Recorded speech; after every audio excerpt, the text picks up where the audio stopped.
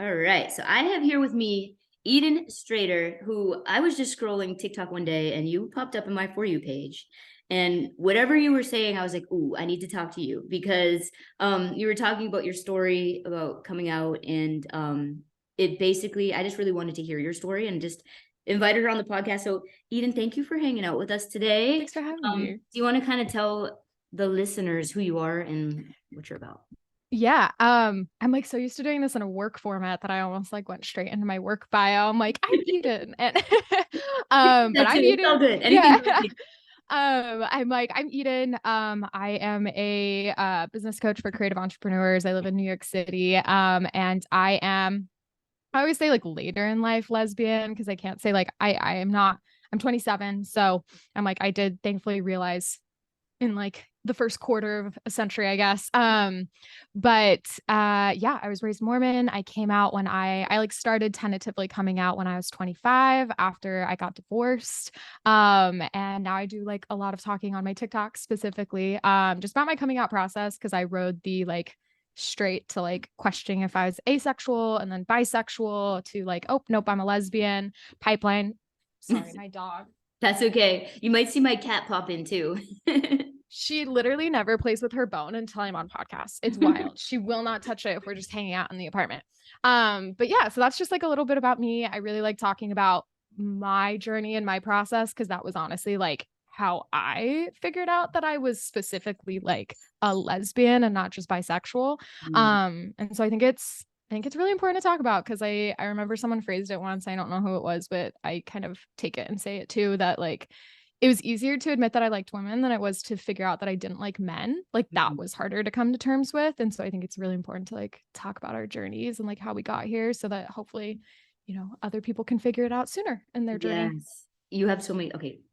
My Yeah. ADD is all of them. First of all, let's talk about the term later in life, late in life, because Mhm. ultimately that's what Club Lilies means. It's LILLES, late in life les. And I love Mm. it because it's like an acronym and like everyone won't know what you're talking about. But I also hate it because I hate the term late in life or later in life because I think it makes people feel like they're too late for something.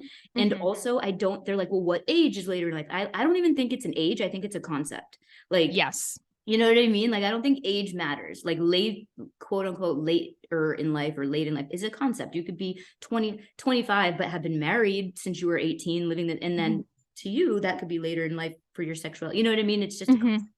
I just wanted to say that for the listeners too, because Yeah. No, I think it's important. Yeah. No, I think that's important because yeah, it can be really hard to like come out not as I just remember like meeting so many lesbians that were like, I always knew. And I'm like, oh shit, I'm like so behind the times. Like, oh no. and that's the thing. So when people join this Club Lilies Facebook group, I get to read, I ask them a couple questions and I get to read some of the questions. And many of them are concerned that they are too late. They're late. I hear, I'm too late. I'm late to the game. My time has passed. I missed the boat. And I'm like, no, no. Just because I knew when I was 5 does not take away Mhm. from you knowing when you're 45. I don't know. Mhm. But I love what you just said about realizing you were a lesbian by the whole like journey. Can we go in on that? Because a lot of Yeah. people in the group are still unsure. We have people that are finally, they're like, yes, just left my husband. Then we have other people who are just like, TikTok's confusing me. And then there are people like, Yep. am I bi? Am I asexual? So can you kind of share your process on that? Yeah, I think like one I want to say TikTok was like amazing. And so like I love hearing that other people have found such a community in TikTok because like I looking back now, I definitely was like realized I was queer when I was younger. I just didn't have a way to like classify that or like know about that because I like think back on it and I'm like, oh wow, I would like think about kissing girls all of the time. And like I remember even bringing it up to my parents and stuff. But I was raised Mormon. So anytime I would bring up anything like, hey, is it normal to think about kissing girls? My parents were like, yes, that's just an intrusive thought by the devil. And so like you can just set that aside. And I was like, perfect, great, like makes total sense, cool. And so in my head, it was like it was normal for like straight people to think about that all of the time. And so I did the normal Mormon thing, which was I got married like 2 days after my 20th birthday. So I was just a little Baby. teenager still, Little basically. baby. Yeah. Yeah, little baby. I met my ex while I was in high school. And he was 22. So I was really, really young when I met him and started dating him. And then got married really, really young. And it was a pretty toxic marriage, which I actually think added a lot to me, like taking a while to figure out my sexuality, because there was a really long period where I was like, well, maybe I'm just traumatized by men. Like maybe I'm not actually gay. I might just be traumatized, which I know can be like a really hard Yeah. balance. And so I got divorced right as the pandemic happened, like a couple months before. Downloaded TikTok. Yeah, and as happened for a lot of us, ended up on gay TikTok. And I remember being like, this is like interesting. And I had just moved to LA, and I thankfully had a lot of queer friends in LA. And so what was nice is I was able to like talk to a couple of my friends, and I just remember being like, hey, like I have always thought about kissing girls. Like that has been a big part of my life, my entire life, but that's normal, right? And I just remember my friend was like, for sure. For queer people, Eden, like, like, yes, it is normal, but like not for straight people. And I was like, what? Like my mind was just like blown. And so I remember switching my hinge to women to just be like, let's Let's just take a see. peek. Yeah. And I was fascinated and just like obsessed with Tringsby. Do you know them? Tringsby No. on TikTok, Tatiana Ringsby, something like that. They're Now I'm gonna have to go look, but yeah, no. please go look. They were my sexual awakening. I was just obsessed with them. And started doing it as we all did during quarantine, just the, like a lot of internal work and processing of like, oh my gosh, yeah, like I did cry every single time Same Love came on growing up. Like, why'd I cry so much? Or like I work in the wedding industry, and I would get like particularly invested and like emotional at queer weddings. Mhm. And I remember always just being like, I'm just so happy they're happy. Like, Yeah. so that was kind of like how I started my journey, and I ended up meeting my ex, who was a man, and ended up in a relationship with him. And so I was like, I must be bisexual, and that was kind of the journey that I was on at that point. And that was like quite a bit of contention in our relationship, and was what eventually like ended our relationship. Is I was like, I feel like I need to experience this, like it's so prevalent in my head, and I just need to see if I actually am into women, or if this is just like a thing. And yeah, so we broke up like a year ago, and that's when I first started like dating women. And yeah, sorry, I just talked for a really long That's time, but okay. that's kind of been the journey thus far, as I started dating women and was like, okay, I'm definitely into women. And then I met my now girlfriend. And that was kind of when I was like, oh, this is what everyone's been talking about. Like, this That is just why. reminded me of like a Fletcher song. Do you know which one I'm talking about? I don't know which one you're talking about. I know I'm like not a Fletcher expert, but I do know Oh, her music. you're not in Fletcher TikTok yet or Fletcher Talk yet? Not, I am a little bit. I'm like invested enough to like, but I don't know the like ins and outs of her songs that well. Pretty good. Okay, so let me ask you this, because your journey sounds like so many that because I coach women who are going through experience, and so many are where you're at, where they're like, okay, like I love my husband, he's great, he's like, on Mhm. paper amazing, and I have to explore this. Maybe I'm bisexual, I just got to test it out, and then they're afraid to kind of test it out because they're like, what if I test it out and everything changes and shit hits the fan? So what happened? You when you say, oh, this is what everyone's talking about, because I don't know, that didn't happen for me because I never liked Mhm. girls. Like I Mhm. tried to, and I was just like, oh, like I just knew since I Mhm. was like 5. But so what was it when you met your girlfriend that was like, okay, I know I'm a lesbian? Yeah. So I think like what's hard, and like I never heard a lot of people talk about too much, and which is like why I'm really passionate about talking about it, is like I'm not repulsed by men, and like wasn't repulsed by men. And I could have, intimacy with men in a way where I was like, I wasn't having a good time, but I wasn't having a bad time. Like I kind of compare it to like bland food, where Hmm. I was just like, it filled me up, but it wasn't like fun. But I was just like, it's fine.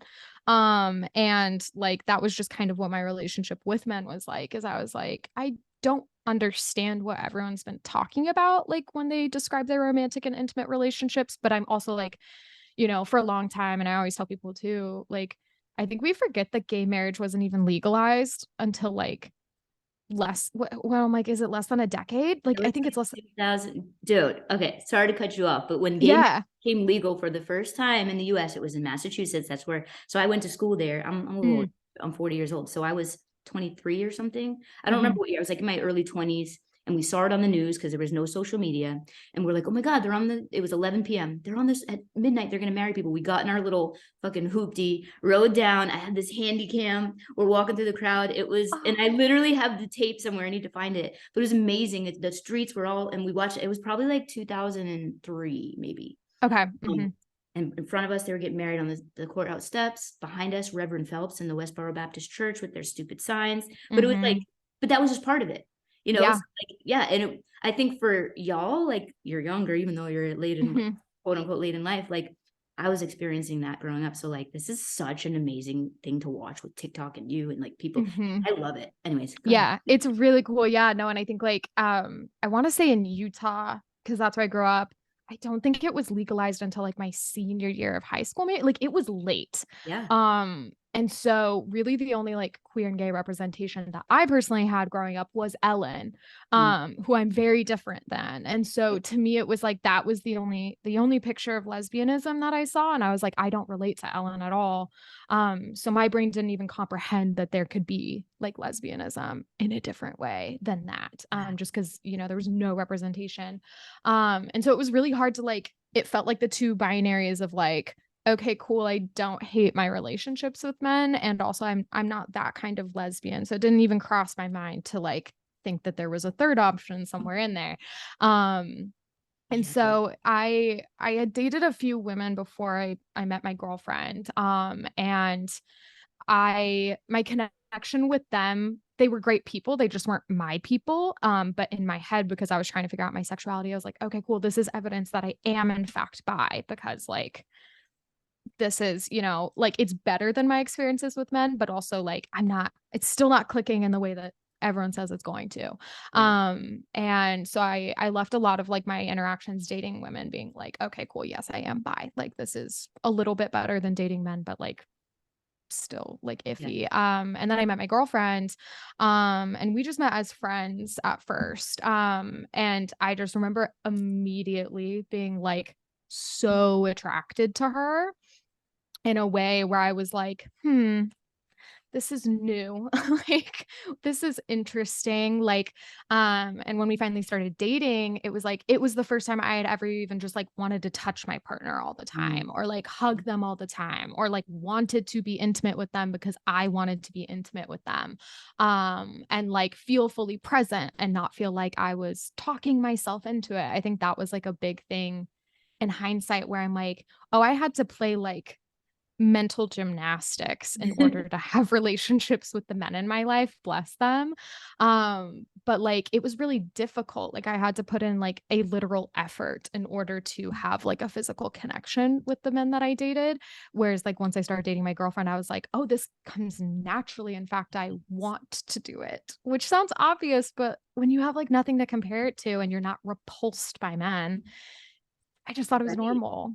Yeah, and it's not obvious actually. So I spoke to a couple. One of my clients came out at 49, and she was saying that's what had confused her for so long, was because it wasn't horrible and she still enjoyed the sexual experience, like hmm like I don't know, like textbook wise, like things still happen. hmm And so Yeah. it didn't make sense to her. So that absolutely. I love what you said about Ellen, hmm because so I went to school for sociology and I love that shit, right? I just love it. Love. And I'm like, all right, so I was around before TikTok. And when my first idea of lesbians was, I was like scared to meet them, right? Like, I'm Mhm. like, like butchy lesbian, scary, like, and like, because that's all we ever saw. And Mhm. even in like portrayed in the media, that's what we saw. And they usually were like scary, like, so and then I met this group of people and I was like, oh, okay, this is cool. They're actually normal. Oh, Mhm. they're cute. Oh, and Mhm. not everyone looks like, oh, that one's really femmy. And so it kind of blew my mind. Mhm. And but if somebody didn't have that in their immediate area, because I was in downtown Boston in like Mhm. a very progressive university, then they would never experience that and always have that view. Had I never Mhm. gone there, I don't know that my mind would have been like, okay, let me slide into this. But Mhm. TikTok opens that door for people. Yeah, which I think is like such a I know we like everyone likes to talk shit on social media a lot, but like I think that's one of my favorite things about TikTok is like there really is this really beautiful community in lots of facets, right? Like even outside of the queer community, but like there's just so many beautiful communities that really help one another on that app. And I feel like it's been so helpful for me and was so helpful for me in my pipeline to like, I wouldn't have even found out about the lesbian master doc if it hadn't been for TikTok. Like that would have like, and that was such I remember when I first read it, because I like desperately, and we can talk about this, but like I didn't want to be a lesbian like Right. that. I was just like, I grew up so conservative. My family's still Mormon that it was like that. Going from bisexual to lesbian, I think was the hardest part of my journey. Like, admitting I liked women was like hard, but not that hard. But admitting I didn't like men was like the hardest thing. And Yeah. like, I remember reading like half of the lesbian master doc and then being like, I'm gonna let future Eden deal with that. Like, I don't even want to finish that. That sounds scary. I'm taking notes because, by the way, I've never seen they've been talking about it in the group, but I've Oh, never seen it. So we're gonna have to link to that in the show notes. yeah, no, I did like a mini TikTok series on it as well, like Okay. breaking it down because like I think when you think you're bi, and obviously bi people exist, and that's like another thing that I like want to be very clear on and like careful with when I talk on my platform about like the bi to lesbian pipeline is that like not everyone rides that. Some people are bisexual and that is completely valid. But I think there's also, there are a lot of people that we've just been like so conditioned that we have to like men in some capacity that like we kind of, I just always describe it as I'm like, I clung to bisexuality with my life because I was like, there was just a part of my brain that was like, if we can end up with a man, our lives are going to be so much easier on paper. Right. And like for my family and for like where I grew up, like everyone's going to have an easier time if I can end up with a man. So let me just like cling to that with my whole life. And I think that was like so helpful on TikTok and the lesbian master doc of being like, oh shit, okay, like no, probably not bi, like probably a lesbian. Oh man, yeah, I agree. I mean, even me in seventh grade, I knew I liked girls since I was 5, but I was like, I didn't tell anybody, by the way, only me. But in Mhm, my head, I'm like, okay, I'm bisexual. And then mhm. I get to college, and like for the first 3 months, I was like, it's not them, it's me. Let me try another man. I kept trying, and I'm like, Yes. listen, I cannot keep doing this. Like, it was literally like 6 in a row, like just being like, he's not, it's him. Let me try another one. And I'm like, nah, Mhm, this is just not mhm, working. But yeah, the whole, let me just take one step in, mhm. bisexual. But all right, so let me ask you, did you come out to your family, obviously? Yes. So I came out to my family in I first came out to them as bi when I was dating my ex-boyfriend in 2020. And my parents are split, so I have like multiple parents. I always tell people I have like 20 times the amount of parents as the normal human being. I have like a weird amount of parents. But some members of my family did really well with it, some did not. And that was really hard. And so it made it like a lot harder when I realized I was a lesbian, as I was like, oh shit, they already didn't do well with the bi thing. Like, how are they going to handle this? Like, she's definitely not going to end up with a man now. Right, right. They still had some hope. Um, Yeah. Mhm. so like, but you did it anyways, right? I did it anyway. Yeah. I think like, it's weird because I'm 26. I turned 27 in like a month. Oh my But I God, you're always, such a yeah, baby. I always say I'm 27. Is yeah, I'm kind of a baby age wise. But it's like weird because by the time I was 25, I had left a 4-year marriage. Right. Like I was married for a while. And so leaving my marriage was one of those things that like I really desperately also didn't want to be divorced. Like my parents are divorced. My dad has gotten multiple divorces. And I was like, we called it the Hermanson curse. And I was so determined to like break the Hermanson curse of divorces. And so I was really sad when I got a divorce because I was like, oh, I failed. And I thought that that was going to ruin my entire life. But I think like one of the greatest lessons I learned from my divorce was just that like I really can survive things that I thought would legitimately kill me. And so when it came to my bisexual to lesbian pipeline, like even though I clung to bisexuality for in my head what felt like way too long, like just because I was so scared, it was this thing of like, okay, well, I know how horrible it is to pretend that I'm something I'm not. Like I did that my entire marriage. I had to pretend like I was okay and happy and all of that stuff, and it nearly killed me. And so I feel like it taught me this lesson of like, okay, I'd rather just be true to myself and like walk through that fire, because I think we like to be really hopeful in ourselves that we can fake things forever, and we can't. Like it that like gut feeling never goes away. It just gets stronger. And I feel like that was one of the biggest things I learned during my divorce, was just like, it's better to just listen to those gut feelings sooner rather than later, because they're never going to go away. They're just going to fester. And so I feel like as I figured out my sexuality, I was like, okay, yeah, it's going to be an absolute nightmare potentially to come out like fully as a lesbian, but I know it's not going to go away. And I also know it's going to be horrible to like pretend I'm something I'm not. And so I always describe it as like, I don't know, I think everything in life as an adult can be pretty hard. You just need to choose your hard. Like, Exactly. and this was a hard that was worth it. Like, I was like, you know what? If I can be happy and like fulfilled and in my own skin and like finally not feel like I'm keeping secrets, even if it's really hard, I'd rather have that heart than like the heart of pretending I'm something I'm not for the rest of my life. Like, that sounds horrible. Right. And it is, it's like choose your hard, because that, and I think the issue is like you're young, you don't have kids yet, but a lot of the Mhm. women that I work with are, they have kids that are like probably, teenagers or a little bit younger, and they're like, well, I'm choosing my hard, which is to stay in the closet before these other people. Do you Mhm. have any like insider thoughts on that? I know that you don't have children, but with Mhm. family, like feeling like you need to choose the hard of staying in the closet in order to appease other people. Like, I have so many thoughts on this. And I know I can't speak to moms as like, because I'm not a mom. So I always like to take it out of the perspective as like the child of divorce, because yeah, I think like I can give a unique perspective, which is that like I'm absolutely. your kid. I've been your kid, who's the child of divorce. And I don't have a relationship with my biological father. And my mom divorcing my biological dad is the best thing she could have ever done for Mhm. herself. And to me, I would much rather come to terms with my parents getting divorced. And like, not to say it won't be hard, because it absolutely will be, to walk your kids through a divorce. Like, wholeheartedly, that will be hard and it will be shitty for a period. But I think one of the best things you can do for your kids is show them how to be happy and to choose themselves.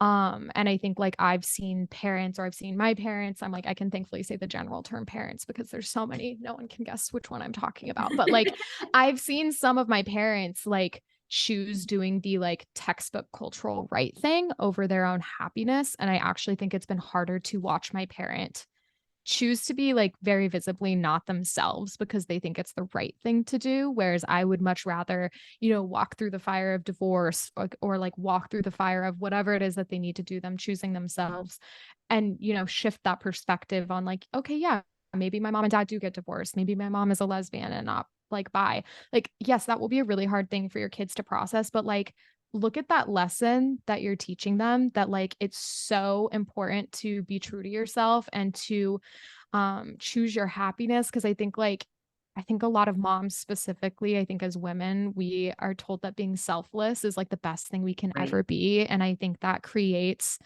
more women that just do what they shouldn't do. And like, I think like as a mom, just thinking to yourself, like if I had a daughter who was a late in life lesbian, would I want her to stay in a like hetero marriage that she doesn't get to be herself? Probably not, right? Like you'd be like, no, I would encourage her to leave.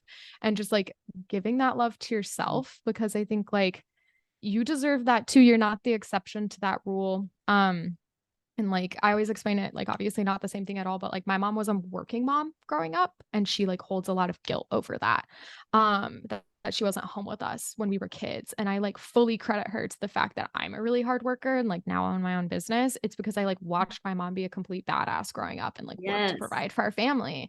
And so when I coach moms, they're always like, I just feel so guilty that I'm not home with my kids. And I'm like, I think that's more of a cultural thing than it is an actual morals thing, because like you're getting to show your kids something new, like in this day and age, in this generation, which is working moms. That's a newer concept. And you're getting to show your kids how cool it is to provide for themselves and like have their own person outside of like, just being a mom. And I think it's the same with sexuality. Like you will be setting such a beautiful example to your kids on like choosing yourself and choosing authenticity and choosing happiness, that I'm sure you also want for them. Like you want them to be authentic and be themselves and choose happiness. And so like you now have this opportunity to show them that, even though it is going to be hard.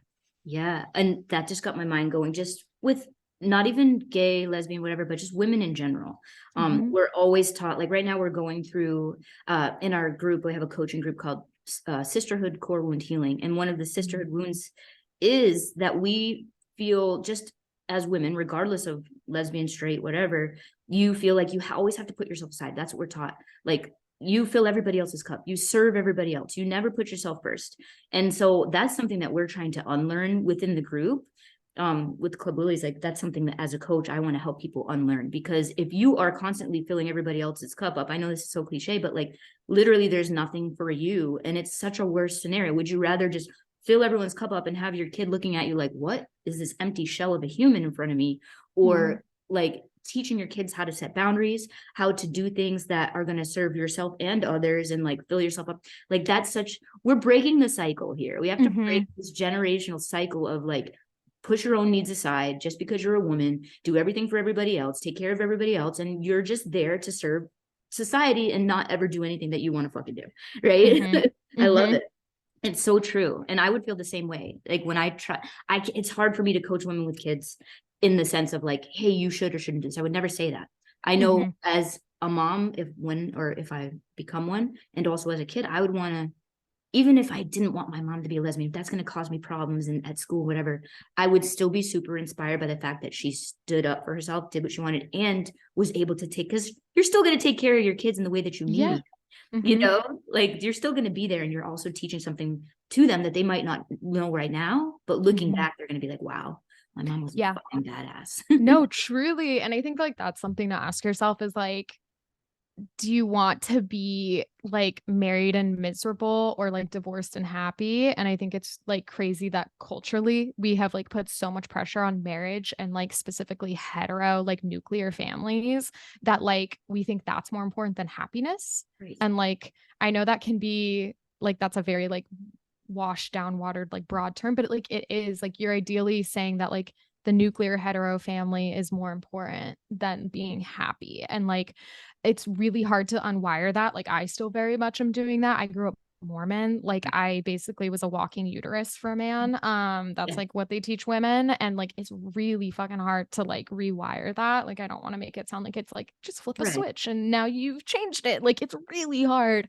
A lot of to work. do that, like, rewiring, but I think, yeah, I think sitting down and even just being like, what do I wanna be an example of for my kids? And, like, yeah, like you said, I can't speak on that as a mom because 'cause I've never been one, I don't plan to be one, but, like, I am the child of divorce, and I've watched, like, um, how empowering it is to watch, my parents choose themselves and choose happiness, and also the opposite. Like, I've seen my parents stay in situations they shouldn't have, and it's really hard because it's trained me like, "Oh, yeah, I should stay in situations I shouldn't because it looks like the right thing culturally."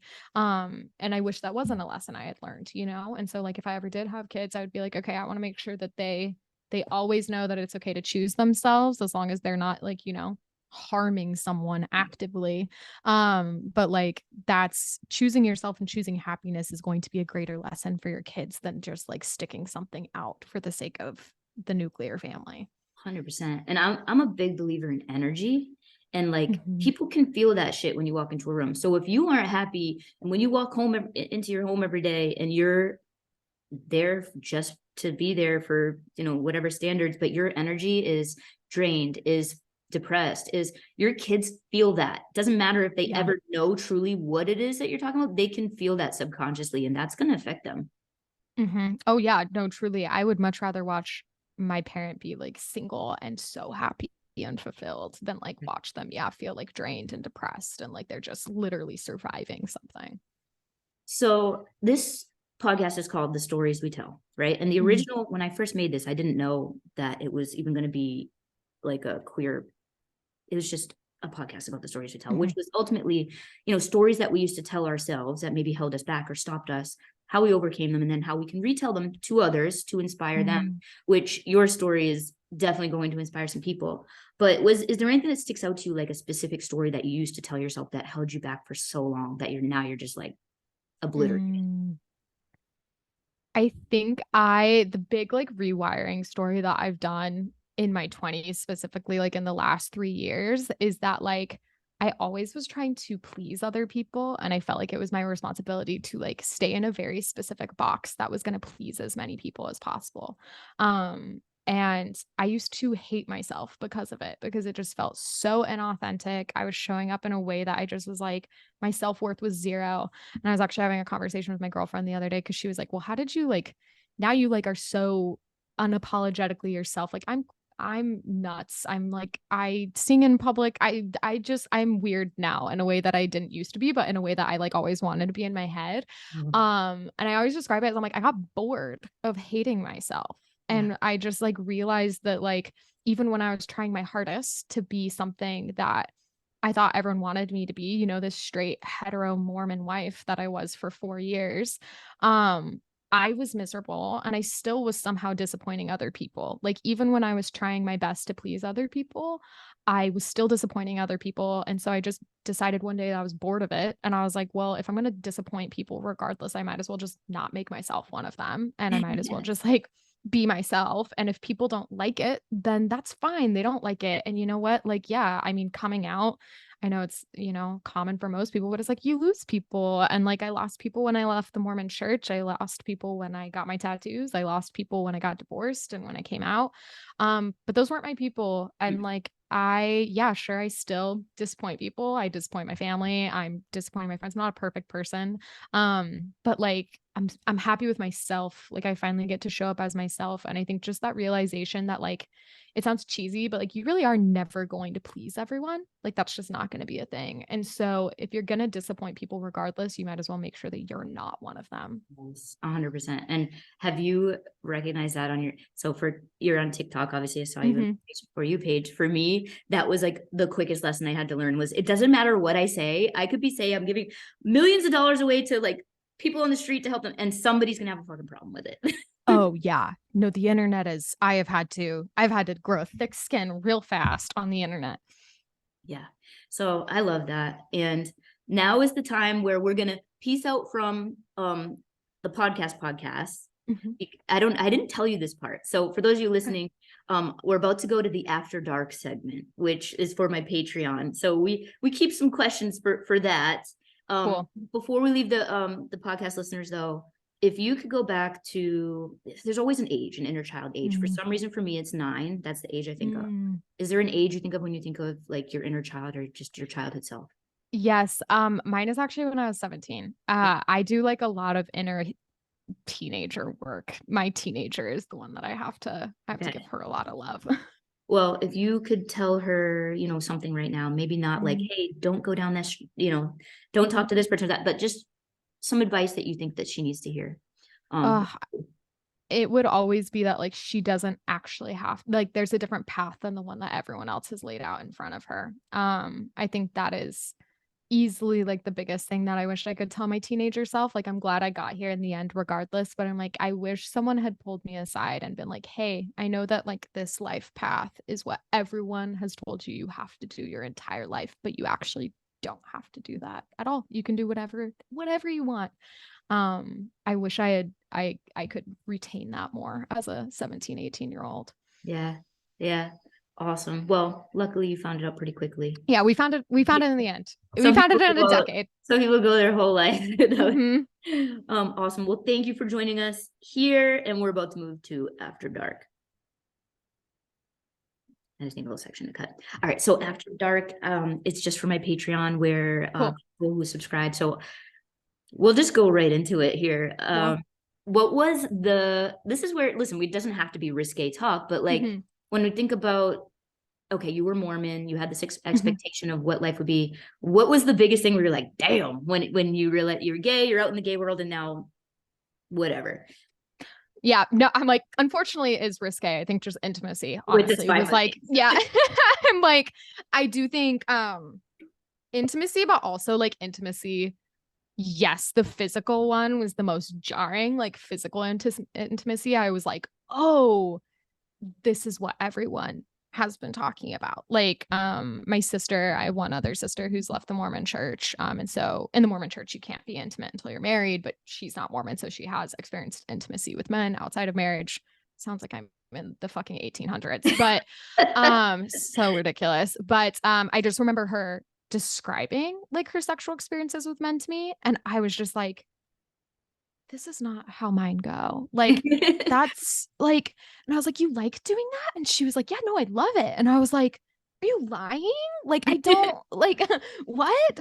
And so I feel like when I first started experiencing intimacy with women, specifically my girlfriend, I remember being like, like this is Oh, why people like sex. Like I literally couldn't understand why people liked it so much. yeah. And that's why I was like, maybe I'm asexual because like I just don't like it. Turns out I'm not at all. It just for me, it just didn't click until then. Yeah. Oh my God. That's just what so many people, it's just crazy. So when you were, so you had other girlfriends before your current girlfriend, where it was like, She's okay. my first girlfriend, yeah, but I did date other women before, yeah. So when like things were just okay with them, I just want people to understand that just because you might not, the first woman you meet isn't like knocking you head over heels, doesn't mean that Mm-hmm. you might not actually be a lesbian. What do you think the Mm-hmm. difference was? Even like, let's just keep it on sexually. What was the difference Mm-hmm. between them? Yeah, I think I am a little bit demi in the fact that I like need to have a pretty decent like connection with someone.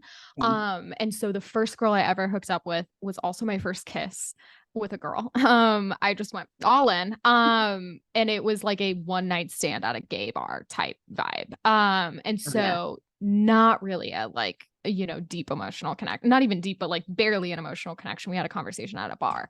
Um, but I think like what's important is I think the distinction for me is like even when I was having sex with men and it wasn't horrible, I still felt like I like it felt unnatural to me. Like I kind of had to talk myself into doing things Right. or being like, okay, we should probably do this cuz like that's what we're supposed to do. This is the Um setup. yeah, whereas like even the first girl I hooked up with, even though it wasn't like mind blowing or like super insane to me, it felt very natural. Like it came naturally to me. I didn't have to talk myself into anything, which I also thought was going to be like really scary because I'd never even kissed a girl. So I was like, how the heck am I going to know how to be intimate with one? And yet it was like way easier than being intimate with men had ever been, which I was like, that's interesting. Weird. But I think like don't put so much pressure on like especially the first couple times that you're intimate with women for it to be like explosive because I think it is like, the chances of the first person you hook up with being, like your soulmate or like that's probably pretty small. And if you're Right. someone that like needs an emotional connection in order to have great intimacy, it might take a second. And I think just paying more attention to like, at least for me, what felt natural and what didn't, like even if it didn't feel like mind blowing, it felt very natural. Um, and then like once I met my girlfriend, again, it felt natural, but I was like, whoa, like this is what everyone's been talking about. Yeah. Okay. So for those who don't know, demisexual is like you need to have like an intimate connection in order to like truly, right? Yes, I it's like also you need some sort of like emotional, like I was never going to be that person on Tinder that like could go just right. hook up with someone I didn't Same. know. That was never going to happen for me. Same. So I'm the same, demisexual and sapiosexual. I'm an Mhm. intelligence really. But all right, so a lot of the concerns that many of the lilies have is Mhm. like they're petrified to actually because they don't know I'm not going to know what to do. I'm not, can you just kind of share your experience of like so they know like hey, it's all good. Like everybody. Yeah. I think like one, depending on the situation, right? Say you're going on dates with women. I think a lot of women who are newer to dating women also have a fear of telling women that they're new to it and Right. there's no need to. Like, yes, there are women who are assholes about it, but like there's always assholes no matter who you're dating, doesn't matter the gender. Yeah. But it's rare. Like there was never a time where like someone would be like, "Hey, I'm newer to dating women," that I'd be like, "Ugh, I don't know if I want to deal with that." Like, Right. no, Me either. that's not a Yeah. thing. Like, and if they are, they're just assholes. They're just bad people. Yeah. Um, and so like I don't think being like I always tell people when they're like newer and coming out, I'm like, you could tell women that before you go on a date with them. Like and be like, hey, by the way, I'm newer to this and I'm just a little nervous. I just wanted to like be transparent with you. That's totally Right. fine. That being said, you don't need to have like a DTR in a club bathroom. So like say, you do end up in a situation unexpectedly where you're just gonna end up hooking up with someone, which is what happened to me. Um I always like tell women, I think it's really important to note that like it will come naturally because it's natural. Like, I think that's, and like, I think to me, sex with men always felt so uncomfortable. And I had to talk myself into it. And like, it felt very uncomfortable and unnatural. I assumed it would be the same with women because I thought I was bisexual. And then it was like, it came to women and I was like, this is the easiest thing in the world. I know what to do. And I think also like there's something to be said, right? Like, you probably know how you like to be touched and like how you like to be intimate, and you're just dealing with, another woman. And like, it really is so much less scary than you think it's going to be once you're in the moment, just because like, again, it's going to come natural if it's natural to you. And if you're queer, it is natural. Like, it's very easy. And I think just like releasing that pressure of like thinking it's going to be, especially like if you do happen to be a lesbian, that thinks they're straight or thinks they're bi, um sex has probably felt really uncomfortable to you because it's unnatural, and so it will probably be a lot easier now that it's something you're naturally engaging in. Right. And I will just say this. There very rarely is there anything that a woman I'm interested in could do to like that I would be like, ugh. You know, No, really. like you could breathe just like across, you could spit in the trash across the room and I'd be like, that's hot. No, literally. Oh my gosh, my girlfriend and I talk about this all the time, how like she used to get the ick from her ex from like brushing his teeth. Ew, Like, it would yes. gross her out when he would brush his teeth. And she was like, you'll straight up pee in front of me and I think it's cute. Yeah. Like, I literally would get so nervous interacting with men because I would be like, oh, they give me the ick so easy. So I'm Yes. sure I'm gonna give them the ick. And I like, even when I started dating women, I was like, what if I give them the ick? Because I used to get the ick so easy for men. I just got the ick because I didn't like men. Right. Like, when it's someone you're actually attracted to, it's actually really hard to get the ick, and vice versa to get like to give them the ick. Like, don't worry. Like, I also think like it's kind of endearing to be newer to it. Like, my girlfriend and I were both each other's first girlfriends. We had both like been with other women before, but like we got to experience being like, oh my God, this is crazy. Like, we've never done this before Yeah. together. And like, even if she had been experienced or I had been experienced, I think there's something like endearing about like, you're new to this and that's okay. There's literally nothing wrong with it. Like, everyone sounds like a job, but like everyone starts somewhere. Like, Exactly. everyone's new at some point. I'm so glad you said that too, because there are like a few viral or pop viral within the lesbian TikTok where people are like, I don't want to hook up with you if you're new to the game, or I don't want to date you if you're just got out of a marriage with a man. And literally, like, just because one person might have a viral TikTok does not mean like the majority of people that I know do not give a fuck, you Yeah. know? Like Those I are would the not. Andrew Tates of lesbians. I always say like people that like talk like that, I'm like, it's so, and yeah, I remember when I was first coming out, like feeling so nervous because yeah, I'd see videos like that and I was like, no one's gonna wanna date me. Like, and I remember even like when I thought I was bi, I remember like I was on a dating app and a lesbian woman like was like, wait, are you bi? And I was like, yeah, I do unfortunately also like men.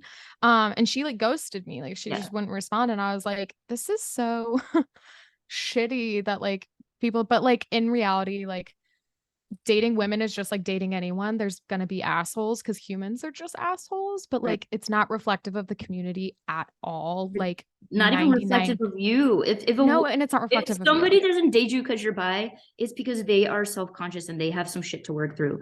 I always say this Absolutely. because that used to be me. I used to be scared of bi girls because I fell in love with so many straight girls that just wanted to hook up with me and then they would get married. My heart was broken. Hmm. So I had an issue where I was projecting, and quickly I learned that somebody could leave me just as quick for another woman as they could for another man. So like Hmm. I kind of Yeah. got rid of that. I do think Yeah. it's just I had to work on myself. Hmm. Yeah. And I think that's important going into just dating in general, right? Like, when people are dicks, it's because they've got something going on and it doesn't have anything to do with you. But I also like, yeah, I want to be a reminder that like most people, most lesbians or like bisexual girls that you're going to encounter, they're not going to have a problem with you being newer or like only have being with men. Like, most people have been there at some point. Absolutely. And also if they are, they're just doing you a favor. You're Yeah. seeing like It's who an they are easy, before quick you. out. Yes. Yeah. It's like Like the fishing photos that men do. It's just like an easy, like, ew, not for me. Thank yeah. you. Oh my God. I went back on a dating app for like a hot second and I saw lesbians holding up fishes. I'm like, sorry, is it fish or fishes? Whatever. But I'm like, no, I'm getting off. I No. deleted it. I'm That like, better be ironic. I hope I'm that like, was is this where we're ironic. at now? Now the lesbians are holding up the fish they got. Like, no. No, Oh my not God. for me. Hilarious.